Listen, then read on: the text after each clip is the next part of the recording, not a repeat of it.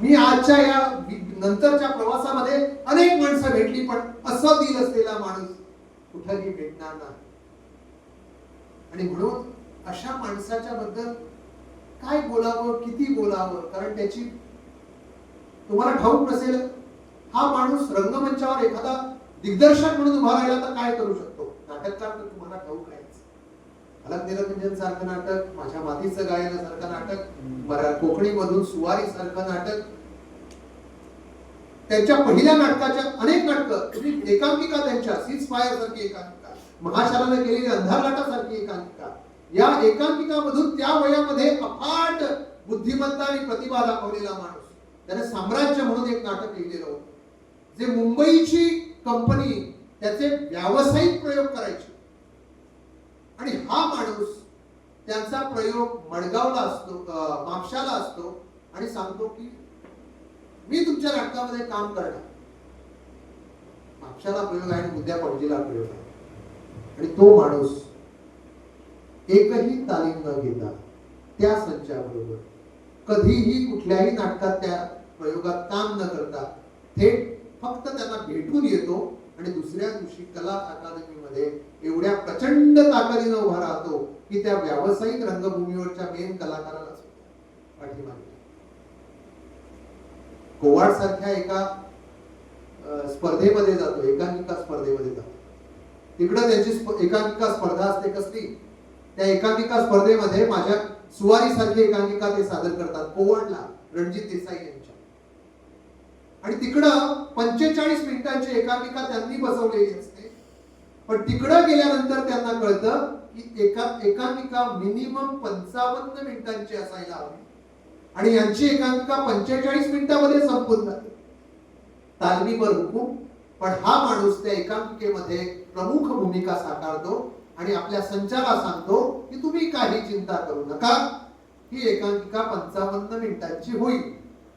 आणि संबंध एकांकिका भर तालीम न झालेले संवाद बोलून हा माणूस 45 मिनिटांची एकांकिका आपल्या साथी कलाकाराला सांभाळून, लक्षात घ्या त्याच्यामध्ये मॉब आहे, अनेक कलाकार आहेत, त्यांचं शेवटचं वाक्य तिकडं तेच यायला हवं, त्यानंतर ती पात्र बोलायला लागतील, ही जाण ठेवून संवाद वाढवून हा माणूस मग ती एकांकिका 55 मिनिटापर्यंत सहज कुठली तालीम नसताना ऐन वेळी संवाद बोलून, आणि असे संवाद बोलतो की एकांकिका संपल्यानंतर एक वयोवृद्ध माणूस त्या रंगमंचावर येऊन त्याला भेटतो. या एकांकिकेचा लेखक तू आहेस का? तो म्हणतो, विष्णू म्हणतो हो. शब्दप्रभू राम गणेश गडकऱ्यानंतर इतकी शब्द प्रतिभा मी माझ्या आयुष्यामध्ये प्रथमच पाहतो आहे की त्यांना कोवाडमध्ये मिळालेली प्रशस्ती. राम गणेश गडकरी यांच्या बरोबर तुलना करणं ही साधी गोष्ट नाहीये. पण विष्णू सूर्या वाघ हा आमचा शेक्सपियर होता. राम गणेश गडकरांना आम्ही मराठी भाषेचे शेक्सपियर म्हणून ओळखतो. विष्णू हा सुद्धा आम्हा गोमंतकीयांचा खरंच शेक्सपियर होता. आणि विष्णूच्या या प्रतिभेबद्दल, काव्य प्रतिभेबद्दल तुम्हाला ठाऊक आहे विष्णूची निरीक्षण शक्ती काय होती, विष्णूची स्मरण शक्ती काय होती.